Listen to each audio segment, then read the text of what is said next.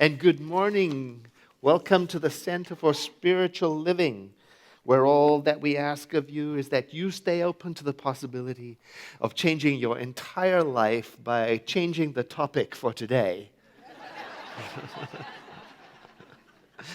This month, August, our focus is gratitude, appreciation for other nations and other people. And some people have been asking me, well, what about all sentient beings?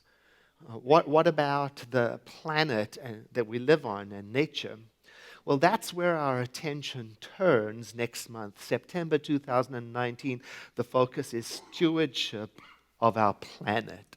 However, it seems that we can't wait till next month to talk about our planet. If you've been watching the news, you've probably read about the fires in the Amazon forest.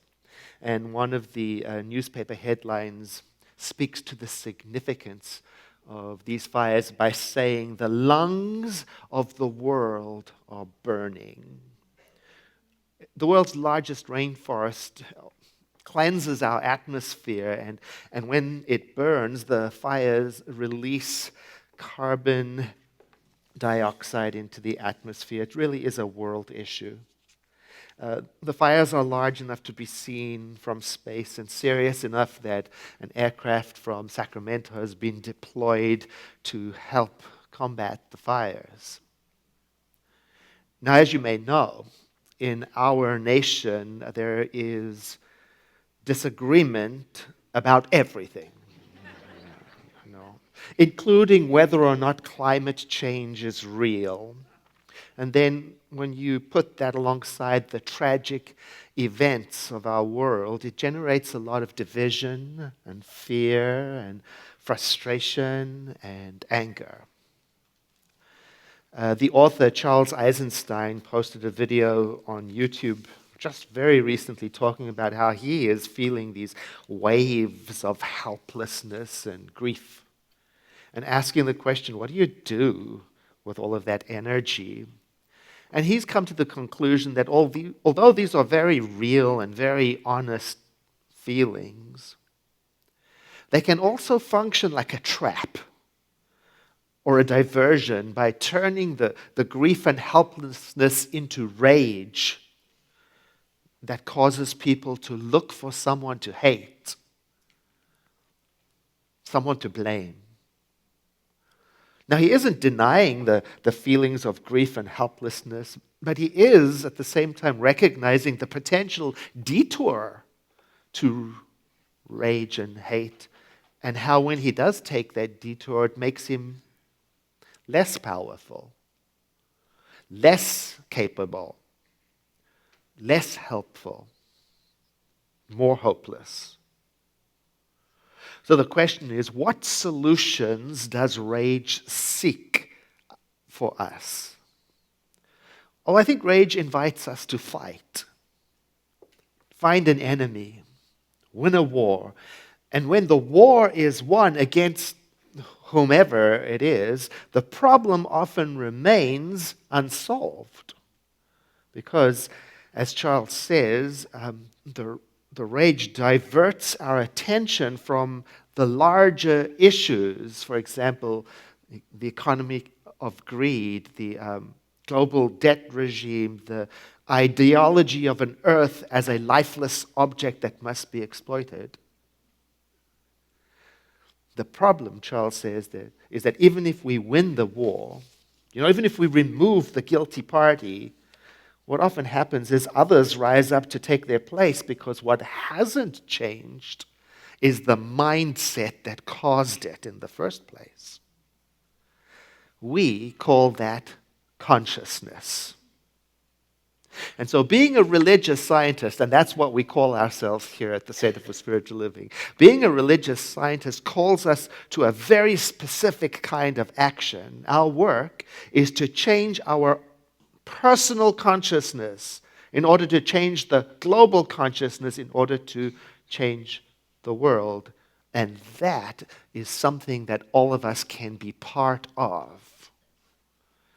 Some people are blessed to be able to get involved physically addressing the issues of the world. Some people can pick up their lives and go to where they are needed physically, and many, many, many other people can't for a variety of reasons. Nevertheless, there is a way for us to get involved because everyone can participate in what Don Miguel Ruiz calls dreaming the new dream, a dream of a more beautiful world that our hearts know is possible. That's actually the title of Charles's book. A more beautiful world our hearts know is possible. And it makes me think of the biblical vision of the peaceable kingdom. It makes me think of our own movement's global vision of a world that works better for everyone, in which nature is revered as sacred. Now, with the burning of the Amazon in mind, Michael suggests we can participate by inviting the earth to stay alive. He asks us to imagine someone sick in a sick bed and asks, what is it that gives such a person the will to live, to get better, to survive? And in part, what it is, well, it's the people around them who love them, who need them, who want them.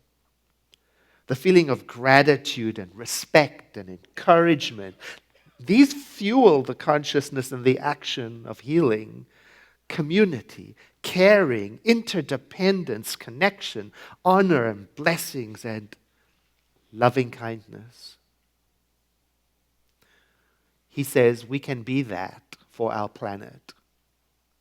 So we are invited to imagine blessing our planet in everything that we do. We're invited to imagine showing love and respect to our planet in everything we do. We're invited to affirm a living earth, not a dead earth. That's a game changer in consciousness work. How does it help? How can this possibly help?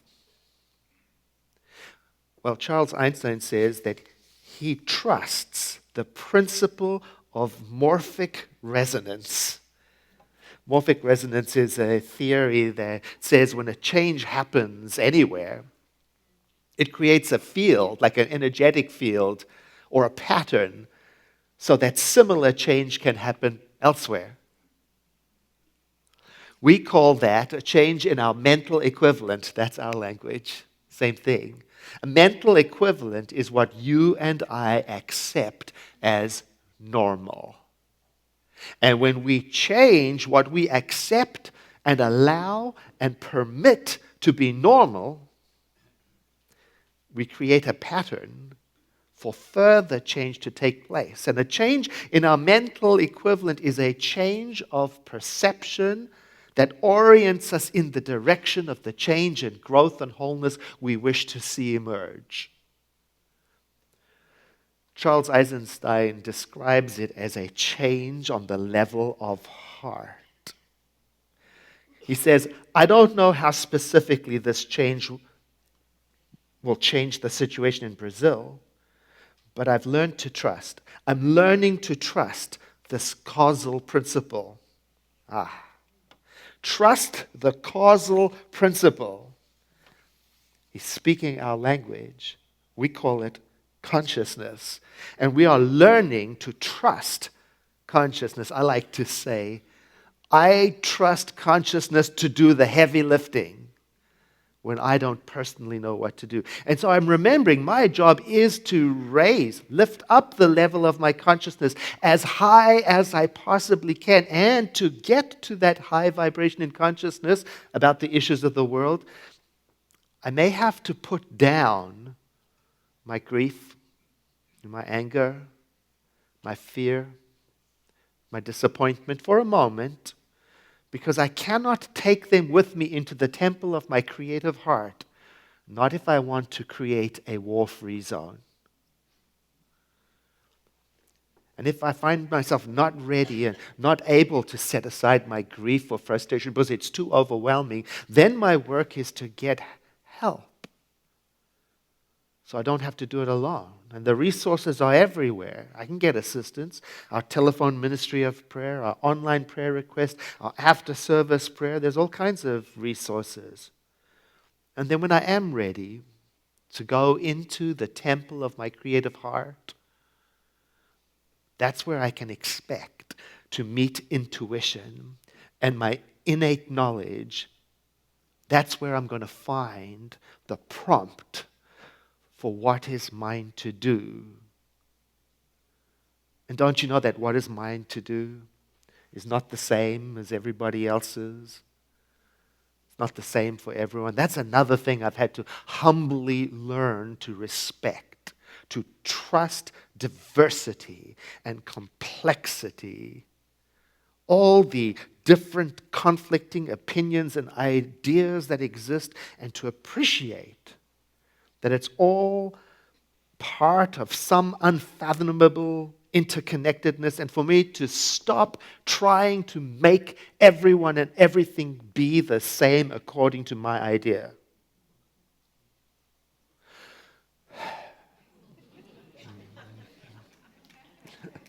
Kevin and I just recently saw a movie, and maybe you've seen it too, The Biggest Little Farm. Anybody seen The Biggest Little Farm? Well, it's a movie about a couple from Santa Monica who purchased a dried-up farm in Moorpark, California. The soil had been utterly depleted of nutrients. Not to mention, they go through a natural drought as well. So they plant 10,000 trees from 200 different crops. See, before, the farm had only one single crop. Uniformity, conformity. And apparently that didn't work out too well for the old farm.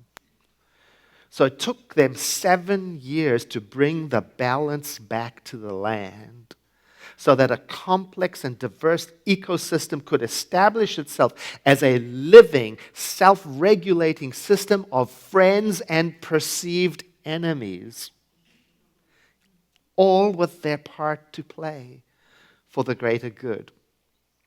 One of the many things that caught my attention in the movie was when, at the end of the drought season, the heavy rains came and deposited gallons and gallons of water on all the farms in the area. The neighborhood farms lost all their topsoil. It just got washed away by the torrents of water. But because John and Molly, the new farmers in the story, had awakened the complex ecosystem, the ground cover and the soil health withstood all of the flooding, and rather than wash away all of their hard work, it soaked up the water and refilled their aquifers. So it turns out that their safety, their survival, their thriving came from a mindset of interconnectedness, interdependence, inclusion, diversity, and complexity. Charles Eisenstein describes the mindset that generates despair as the mindset of a separate self in a world of other, interacting by force to make things happen in a mechanical universe that is to be taken advantage of. And so he asks, what if the universe doesn't work like that? What if self and other are interwoven intimately? What if there is a mysterious connection between what goes on inside and what goes on outside? What if we are part of a living universe? And with those questions, he has described part of our Science of Mind teaching at the center. Here's how we say it. We believe in God, the living Spirit Almighty, and this one Spirit is in and through all creation, but not limited to the physical world. We believe in the unity of all life, and that the highest God and the innermost God is one God. We believe in the direct revelation of truth through our own intuitive nature, and that anyone may become a revealer of truth who lives in close personal contact with the indwelling Spirit. Oh, and that's a reminder for me to live in close personal contact with the indwelling Spirit. So I got to find my way back. I've got to reawaken and re-resonate with hope and encouragement and love. And I've got to take that with me into the creative temple of my heart, so that I can feel the direct impress of the living Spirit, so that I can feel its instructions for what is mine to do. And it doesn't mean I will suddenly have a plan to stop whatever danger is currently present, but it does mean I'm making myself available to what wants to be the next step. The mind may have no way of knowing how to get from A to B to the solution, but the heart knows it's possible. We call that vision.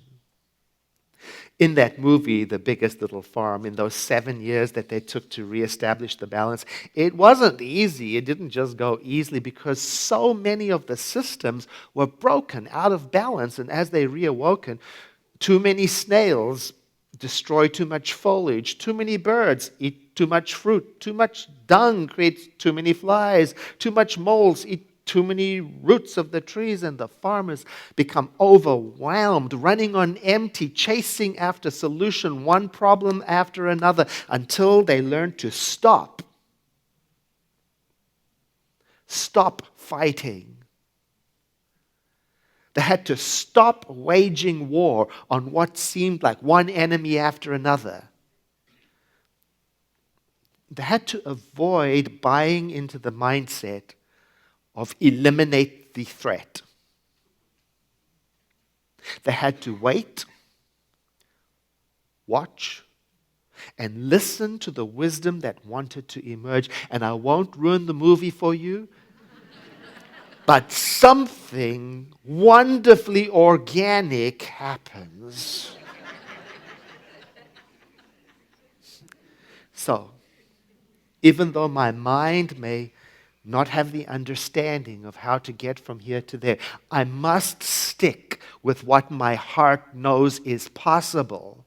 And because the social mind is so immersed in conflict and separation, my spiritual work is to readjust my thinking every day to the reality of interconnectedness and oneness and the mystery of complexity and the value of diversity.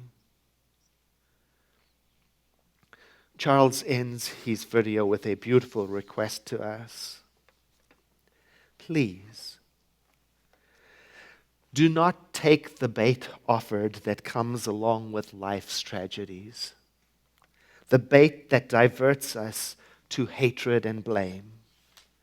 Don't get caught up in despair.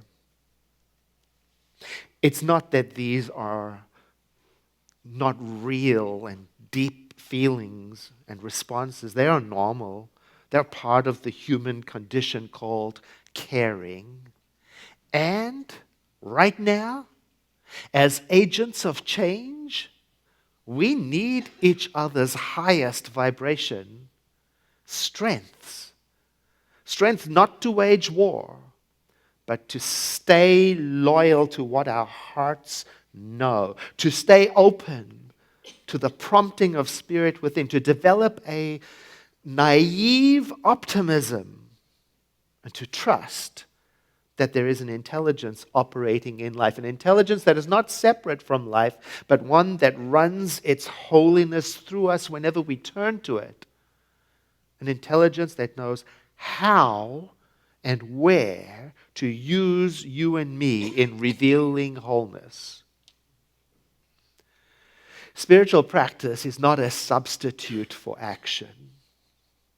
It is its own action. It is a radical reorienting of the mind for the purpose of being loyal to wholeness. And if we want to stay awake and honest with our spiritual practice, we can check, we can ask ourselves, when I enter the temple of my heart, does it make me more paralyzed or more energized? Does it make me less caring or more caring?